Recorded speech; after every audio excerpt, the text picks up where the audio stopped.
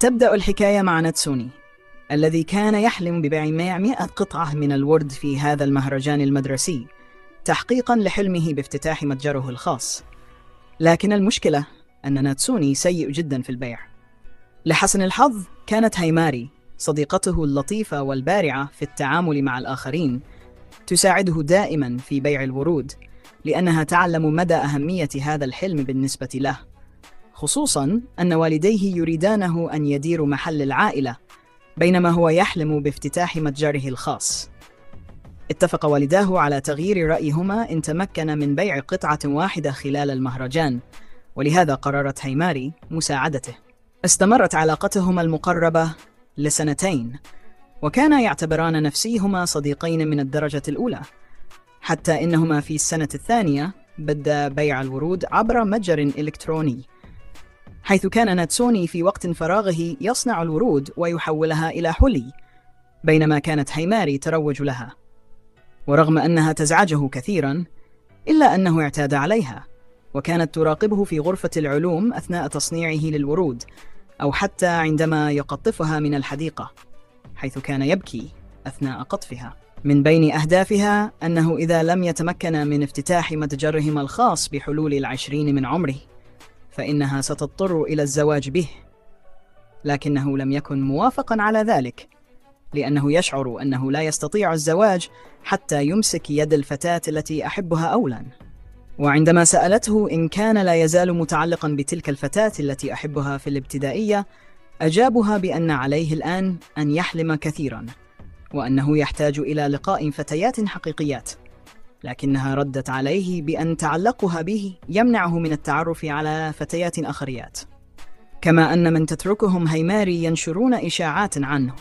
فسألها إن كانت جادة في ألا تتزوج إلا بعد أن يفتتح متجره، فأجابت بأنها جادة، رغم أنها قد تجبر على زواج تقليدي لأنها من عائلة غنية، وقد تتزوج لأسباب سياسية. عندها قرر ناتسوني في داخله أن يحميها مهما كلف الأمر، لكنها أخبرته بأنها كانت تمزح، فزواج مثل هذا لا يحدث حقاً.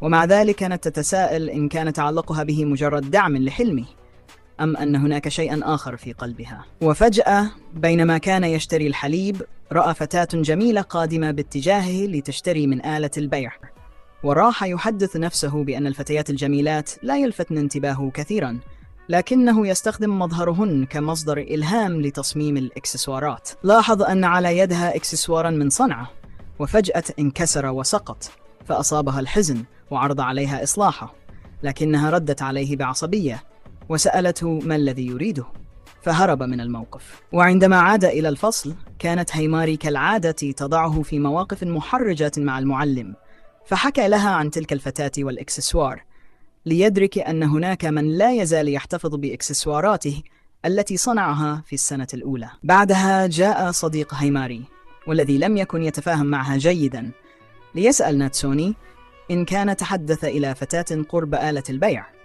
فأجاب بنعم، ليتفاجأ أن تلك الفتاة تريد التحدث معه، وذهبوا سوياً لإصلاح الإكسسوار. لكنها باتت صعبة المراس، وبدأت الشجار مع هايماري، فقد كانوا يعرفون بعضهم منذ الابتدائية، لأن إخوتهم الكبار كانوا في نفس الصف. هايماري خسرت المواجهة، وبدأ ناتسوني أخيراً في إصلاح السوار، وعندما يعمل يكون في عالم آخر لا يسمع شيئاً مما يدور حوله. وحين انتهى، اكتشف أنهم وضعوا له إكسسوارات في شعره وهم يضحكون عليه دون أن يدري، لكنه قدم السوار لتجربته، وكانت الفتاة سعيداً جداً بالدقة التي صنع بها. ثم حان وقت المغادرة، وكان ينوي السير على قدميه قبل أن تمطر، بينما هم سيأخذون الحافلة. وأثناء الطريق تحدثوا عن المواعدة والأمور التي تخص البنات، فسألت إينوموتو هيماري إن كانت فكرة يوماً في مواعدة شخص لم تره من قبل، فظنت هيماري أنها تقصد أشخاصاً من الإنترنت، لكنها كانت تعني شيئاً أعمق. قالت إن الأشخاص الطيبين فقط يصنعون أشياء مؤثرة، وأنها ترى صورة هيماري وتلك الإكسسوارات التي ترتديها وتروج لها، وتعرف أن ناتسوني هو من يصنعها، وتشعر أنها معجباً به. تفاجأت هيماري، فقد كانت تظن أنها الوحيدة التي ترى ذلك الجمال في تومي. وفي اليوم التالي في المدرسة كان ناتسوني يفكر في أن متجرهم الإلكتروني لا يملك زبائن أوفياء، وأن كل قطعة يصنعها فريدة ومصممة لتجعل من يرتديها يتألق للحظة، لكنه في الحقيقة كان يستخدم هذا كعذر. وفي تلك الأثناء كانت إينوموتو تتحدث مع صديق سومي الذي كان يسألها عن ما حصل بالأمس عندما ذهبوا لإصلاح الإكسسوارات، لكن هيماري قاطعت الحديث وأخذت إينوموتو معها للتخطيط لشيء ما، ثم عادت وسألت سومي عن سبب شروده، فقد بدأ غارقا في التفكير في الحافلة ليخبرها. بدأ يفكر في تغيير بعض الأشياء في الإكسسوارات التي يصنعها، وشرح لها فكرته، فأعجبت بها لأنها لاحظت أنه دائما ما كان يصمم إكسسوارات تعجبه هو دون أن يأخذ بعين الاعتبار ذوق الزبائن. لذا قرر معا أن يركزا على الرومانسية كمفهوم أساسي، لأن أغلب الزبائن من الفتيات، وغالبا سيحببن هذا التوجه. أخبرها أنه سيأخذ بنصيحتها، لكنها أمسكت الهدة وقالت له إنهما لن يفهما هذا النوع من الأمور، لأنهما مجرد صديقين مقربين ولا توجد بينهما مشاعر رومانسية. في الواقع كانت تخدعه، وهو قبل الهزيمة منها بابتسامة. ولما أرادت أن تعوضه أخبرته أن يفرغ وقته يوم السبت بعد الظهيرة، لأنه سيعرف السبب حين يلتقيان في ذلك اليوم. وبالفعل يوم السبت كان مع صديقه، وهو أخ هيماري الذي يتوقع أن يكون زوج أخته مستقبلا. وبعد أن أوصله وغادر التقى بهيماري التي لم تكن وحدها، بل جاءت معها إينوموتو. أول ما فعلوه هو الذهاب للغداء، وخلال الحديث سألته هيماري عن الإكسسوارات الجديدة التي يفكر في تصميمها، لكنه لم يكن قد قرر بعد، فاقترحت عليه تجربة أفكار جديدة لتنشيط إبداعه. ومن حسن الحظ وافقت إينوموتو أو إينوتشي على العمل معه كعارضا مؤقتة. تفاجأ لأنها كانت تعرف أنه هو من يصنع الإكسسوارات، وظن أن هيماري أخبرتها، لكن الحقيقة أنها اكتشفت ذلك بنفسها عندما كان يصلح سوارها، ولاحظت كثرة القطع لديه مما يدل على أنه يصنعها. ذهبوا بعد ذلك للتسوق، فوجد كثيرا من الإكسسوارات التي أعجبته، وبدأ يجرب بعضها على إينوتشي ليرى الألوان المناسبة لها. لكن فجأة قالت هيماري شيئا محرجا جعل إينوتشي تشعر بالخجل، فحاول هو تهدئة الموقف وقال إنهم اشتروا ما يكفي، واقترح أن يذهبوا لاختيار بعض الزهور لتصميم منتج جديد وبدء التصوير. أثناء بحثهم عن الزهور رأت إينوتشي نوعا منها ذكرها بالماضي، وقالت إنها كانت ضمن أعماله السابقة، ما أثار دهشته لأنها تعرف تصاميمه القديمة. هيماري لاحظت هذا التفاعل وقررت أن تتركهما وحدهما وتذهب لشراء بعض المشروبات. في طريقها كانت تفكر أنها لطالما أرادت أن تحتفظ به لنفسها حتى يأتي الشخص الذي يفهمه تماما، ويبدو أن هذا الشخص هو إينوتشي. أما هو فقد ذهب ليعتذر لها عن الموقف أثناء اختيار الإكسسوارات، لتخبره أنها تعرف هيماري منذ الطفولة وكانتا تقرآن الكتب معا.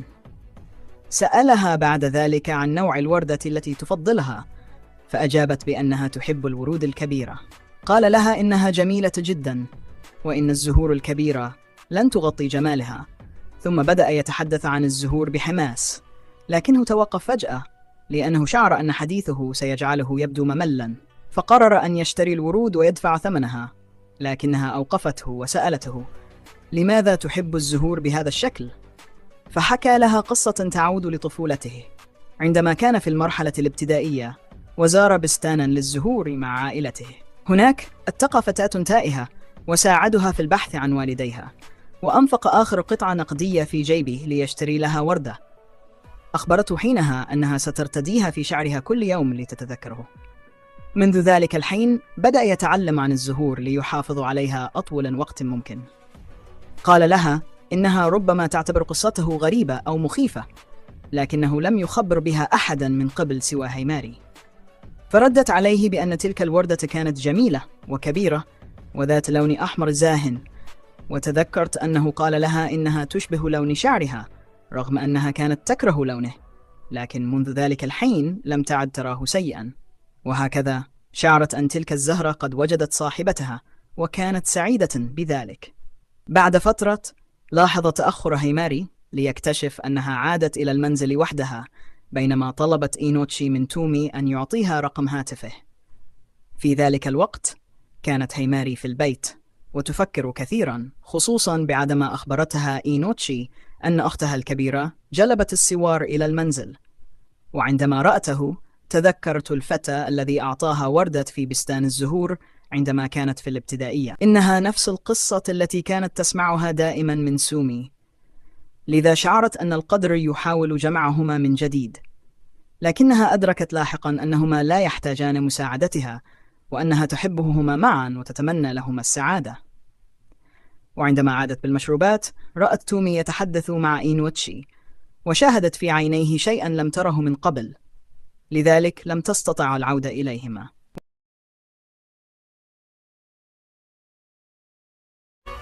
بنشوف إن البطل ما عرفش ينام اليومين اللي فاتوا لأنه معجب بأنوشيو، وكمان البنت أنوس ما بتردش على رسائله خالص، مع إنها هي اللي كانت مظبطة موضوع الجواز. فاستغرب جدا وقال هي تخلت عن فكرة الجواز ولا في إيه؟ نكتشف إن نوس كانت بتتجاهل رسائله بطريقة مستفزة. ولما خلصت الإجازة راح المدرسة ولقي نوزي هناك بتسلم عليه، فحاول يقرب منها وسألها مالك يا بنتي؟ ردت ببرود مفيش حاجة، بس أبعد عني. استغرب وقال في نفسه هي بتبعد ليه طالما ما فيهاش حاجة؟ وبعدين قالت له أبعد عني يا لا، حوالي 3 متر كده. فانفعل وقال أنا عملت لك إيه يا بنت المجنونة؟ طول عمرك لازقة وعايزاني أبعد ليه دلوقتي؟ وفجأة طلعت أنوشي وقالت له صباح الخير. فقال في نفسه يا دي أم المصيبة وسكت، لكنها قعدت وقالت يا أسطى بقول لك صباح الخير. فرد عليه بصعوبة، وساعتها تحولت تاني لمزاجها الكيوت وقالت له مالك؟ كنت بكلم أنوس بس هي غريبة. بص حواليه ما لقاهاش، فقالت له أنوشي هي بتجري منك ليه؟ استني هجيبها لك. وطلعت كعك وبتفور وجابوها زي الكلب حرفيا. نوس كانت معاهم فعلا، ولما راحوا جابوها مسكتها من شعرها وشدتها زي الكلب. وبعدين أنوشي أدت يو حبة رسمت عليهم قطط وقالت له دي الحاجة الوحيدة اللي بعرف أعملها، ومشيت. نوس قالت له حسيت بطعم الحب، دي حتى بتناديك يوكون، والكون قبلك بتحترمك، وانت عينك مش بتنزل من عليها، مركز فيها كأنك شايف فيها حاجة مش عند حد تاني. أنا عارفة أني قطعت عليكم، كان المفروض أسيبكم وأمشي. في ردد وقال يا بنتي إحنا مش مرتبطين أصلا. قربت منه فجأة وحطت إيديها عليه وقالت إزاي كده؟ أخيرا قربت؟ إيه الهبل ده؟ كنت بتحاول تبوسني من يومين ودلوقتي بتحاول تبعد؟ أنت مجنون؟ ولا عندك شوزفرينيا؟ وشك أحمر ليه دلوقتي؟ مش هسيبك تمشي غير لما تفهمني في إيه. قال كنت معجب بيها زمان لما كنت صغير، بس هي دلوقتي مش بصالي. قالت له يعني مشكلتك إن هي مش بصالك؟ طب روح لها حبيب بقى، هي مدلعة عليك أصلا. وسابته ومشيت. صرخ يا بنت المجنونة، انت اللي عرفتيني عليها من البداية، ليه عرفتينا ببعض أصلا؟ ولما خلص اليوم راح غرفة النادي وبدأ يعلم أنوشي عن الأزهار والقلادات وتلوينها والهبل ده. نوس قالت له يا بتاع الفيك ماشي يابا، وفضلت تزق كيسي وفضلت تزق فيه، لكنه خلى أنوشي تمسكها وده زود غيرتها. قالت لما كنا لوحدنا كنت بتقعد معايا وانت شغال ونهزر عادي، كنت بتجري ورايا، الأيام دي راحت فين؟ هو أجري ورا مين؟ الله يخرب بيتك، فهمتي غلط. كانت لها فكرة تبوظ الموضوع أكتر، والناس كانت مبسوطة من اللي بيحصل. فوقفت وقالت له لو هي مش هنا كنت هتبوسني زي المرة اللي فاتت ولا لا؟ اتعصب وقال الله يخرب بيتك بنت المجنونة، ما انت قلت لي تعالي البيت، بس أنا ما كنتش فاضية وقتها. قال يا بنت الكلب، البنت هتصدق الله يخرب بيت أمي من اللي جايبني. قالت له طب بقولك إيه يا قلبي، أنا فاضية بالليل. وغمزت له وهو قال في نفسه منك لله يا بعيدة، ربنا ياخد الظالمة دي. نوشي ظهرت وقالت أنا آسفة، شكلي جيت في وقت مش مناسب، يلا سلام، ومشيت.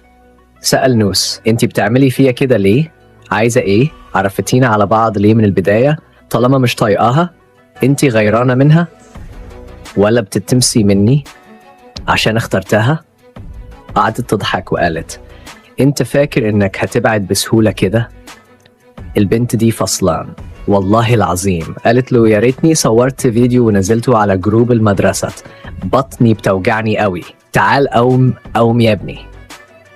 شدته وقالت هي فاكرة انك بوستني؟ طب ما تيجي تجرب، وكده كده مفيش حد هنا. وقالت له انت وعدتني اننا هنتجوز على 30، مش هتفرق بقى لو دلوقتي. وهو استسلم للوضع، والشيطان كان تالتهم وقال يلا بقى ولسلامه. وبينما كان يقترب منها لاحظنا وجود هاتف يصور، واتضح لنا أن الفتاة هي من التقطت صورا له من قبل وكانت تضحك عليه، ثم انفجرت مجددا في الضحك تلك الفتاة المجنونة. وبعد أن مر الموقف نظرت إليه وقالت بسخرية يا ابني أنا أعطيتك الضوء الأخضر من زمان، لكنك طالع أحمر وبهيمة. وعندما سألها أنت بتقولي حاجات في سرك ولا بتهيني من ورايا؟ ردت عليه تهاني شيماء بنت ضعيفة الشخصية، ما ترضاش تقول لي بتقول إيه؟ فقال لها يعني أنت بتشتميني صح؟ ثم تركته ومضت. بعدها جاء إليه شيماء وقال له يا أخي المفضوح، اعترفت لك النوشي بحبها ولا أنت اللي اعترفت؟ رديو حب إيه؟ ما فيش حاجة بينا أصلا. فقال له يا ابني المدرسة كلها عارفة، وبعدين فين كلبتك؟ أنا جايب لها حلويات. فقال يو غاضبا أياك تتكلم عن صديقتي كده، هي تبعي. رد شيماء ما كانت حبيبتك صح؟ قال يو أنا عارف وعشان كده مش قادرة تنساك. فقال له أنت أعمى؟ شكلها بتحب واحد مغفل. رد يو ساخرا صح، ذوقها زبالة، عشان كده اختارتك قبل كده.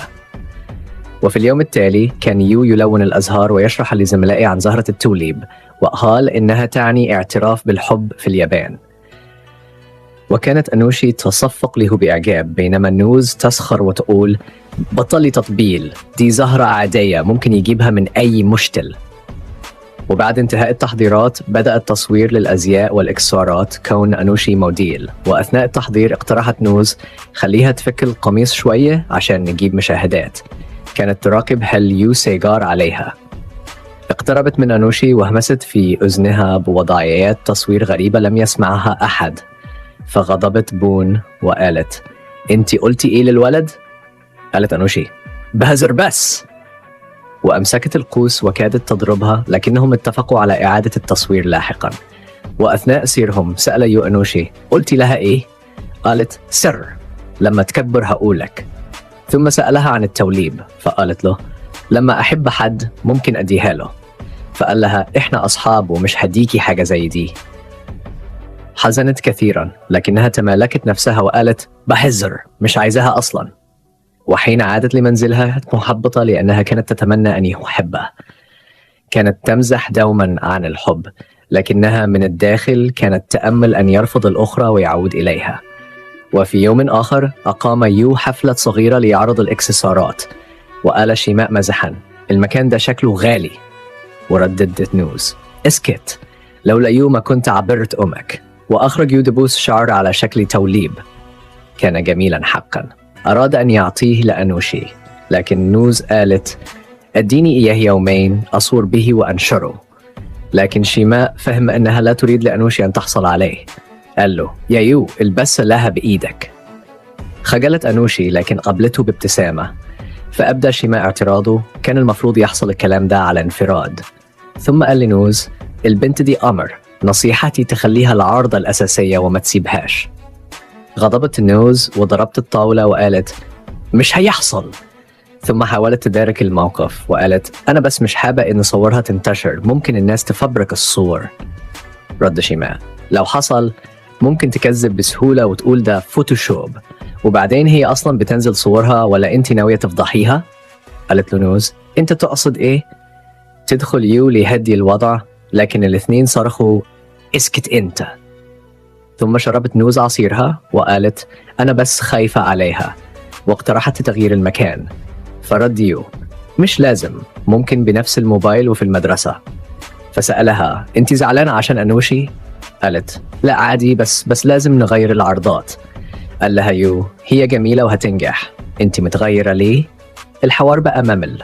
صدمت نوز وبدأت تقلب في شنطتها، فظن أنها سترحل، لكنها قالت بدور على العصير كان في هنا واحد. قال لها أنت اديتوا لي في المدرسة، نسيتي؟ صرخت أنا جبت آخري، بحبك وبستحملك خلاص.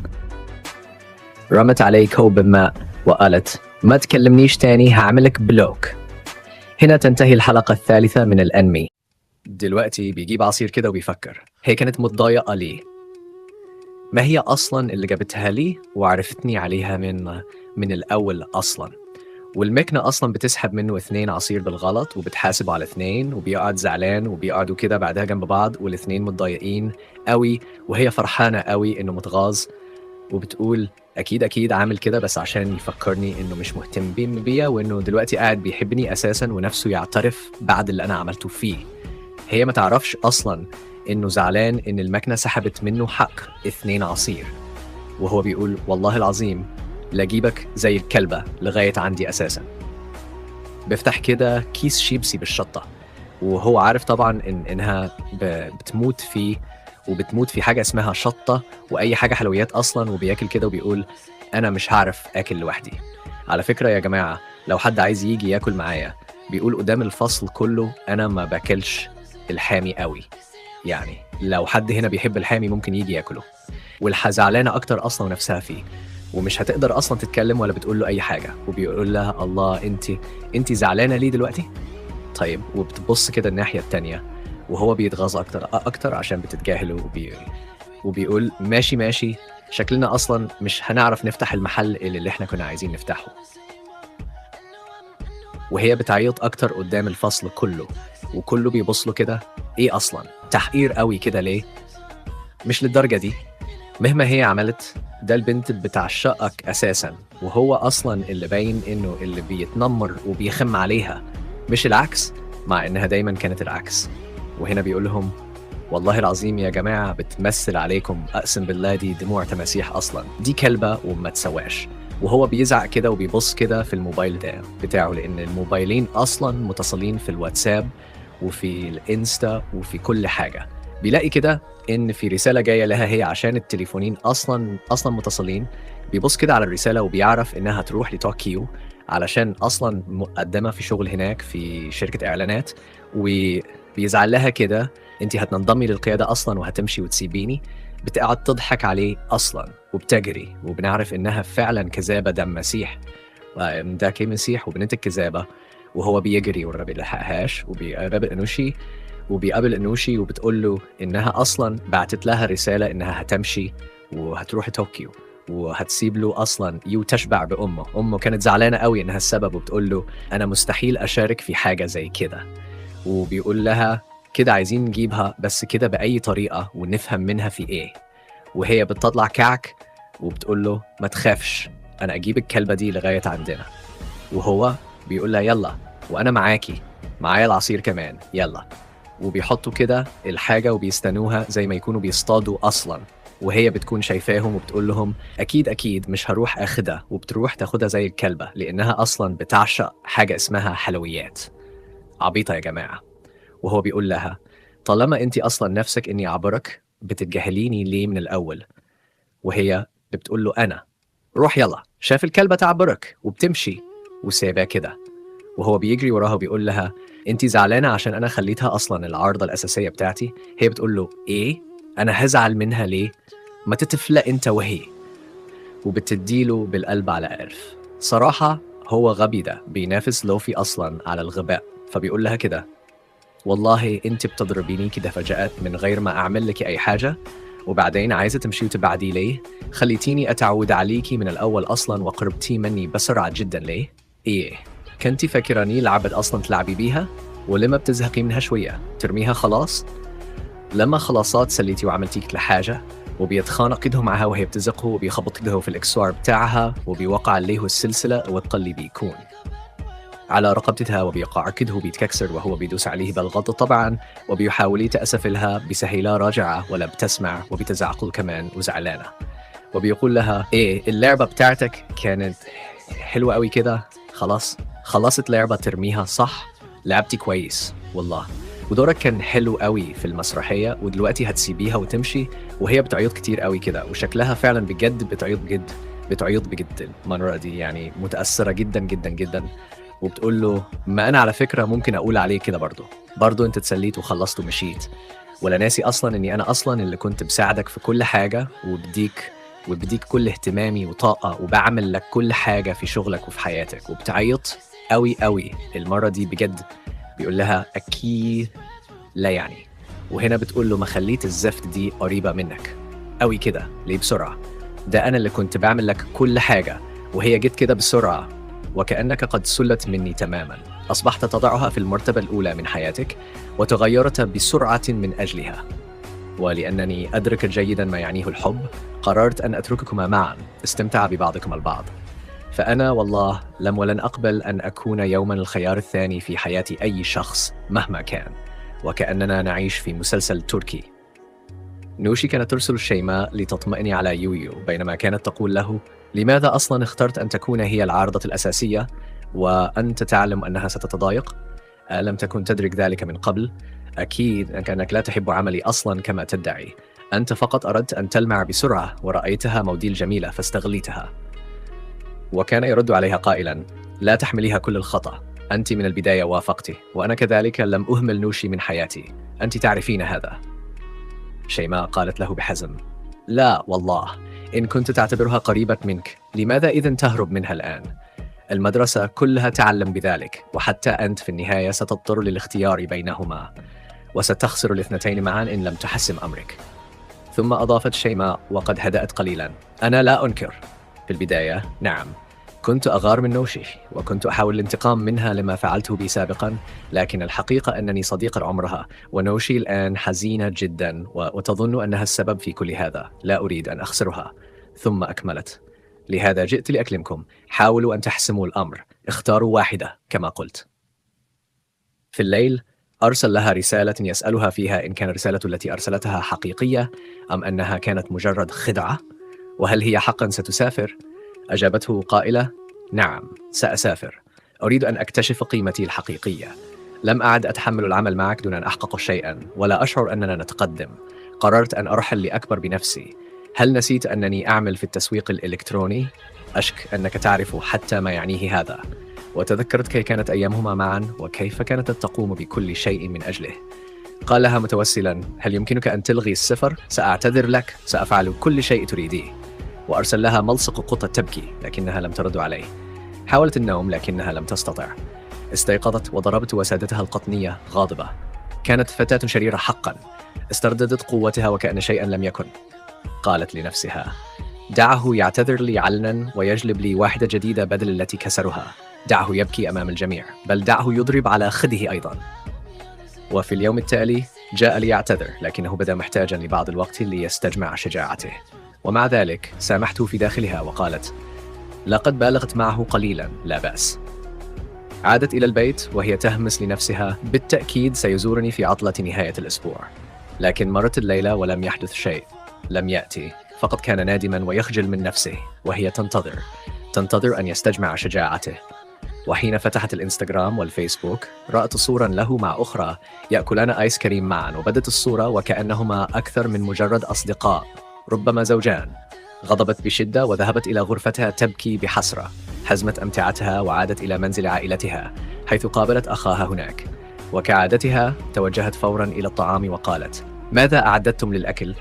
لاحظ أخوها حزنها وقال واضح أنك لم تتحدثي مع يو منذ أكثر من أسبوع، أليس كذلك؟ سقطت السكين من يدها تأكيدا لكلامه، وعندما عرف القصة صرخ فيها غاضبا خططت للابتعاد عنه، ولما حاول أن يعود إليك ضربتيه أمام الجميع، وحتى عندما أرسل لك رسائل الاعتذار تجاهلتيه، ثم تنتظرين منه أن يعود راكعا. وذكرها قائلا لا تنسي أنني قبل عامين فعلت المستحيل لأجلك، توسلت لعائلة أنوشي لتقبلك عندهم وكنت سببا في جمعك به. وأنهى كلامه قائلا بعد كل هذا تخسرين عائلتك وحبيبك. وفي اليوم التالي تجاهلها يو تماما. حاولت التواصل معه برسالة بعد الدوام، طالبته بلقاء فوافق وقال لها أن تلتقيه في غرفة العلوم. حين التقيا حاولت الاعتذار ولكن كبرياؤها كان يمنعها. قالت له مترددة بخصوص وكالة طوكيو، لكنه قاطعها وأعطاها ظرفا بالخطأ. اتضح لاحقا أنه طلب تحويل مدرسته إلى مدرسة أخرى في طوكيو فقط ليكون بجانبها، لم يكن يريد أن يتركها. حين فهمت ذلك صدمت بشدة وأرادت تبتعد، لكنه اقترب منها قائلا: ألم تقولي أنك ستسافرين هناك؟ غضبت وسكبت العصير في وجهه قائلة: ابتعد عني أيها الفاشل. ثم عني أيها النفسي. ما أسرت لنفسها: لو ظل هكذا سأقبله، أنا أحبه بجنون. أخبرته أنها لا تمانع أن تساعده في الترويج، لكنها اشترطت أن تكون هي العارضة الأساسية كما كانت من قبل. وافق فورا وأهداها طوقا جديدا بداخله زهرة أرجوانية نادرة، دليلا على أنه لا يرى أحدا أهم منها في حياته. قفزت بسعادة وطلبت منه أن يلبسها الطوق بنفسه، رغم أن الطوق كان أكبر من إصبعها بقليل، لكنه لبسه لها. قالت له: إذا وصلنا إلى 30 يوما ونحن عازبان تزوجني. وافق مبتسما. وبينما كانت تنظف وجهها لاحقا قالت لنفسها: لم يخرني بعد أنه يحبني، لكنه لا بأس، سأظل إلى جانبه. لكن حين خرجت قابلتها فتاتان وأرتها صورة له مع فتاة أخرى، وضعية الصورة لم تكن تحتمل الشك، فقد كان واضحا أنهما متزوجان أو أكثر من مجرد أصدقاء.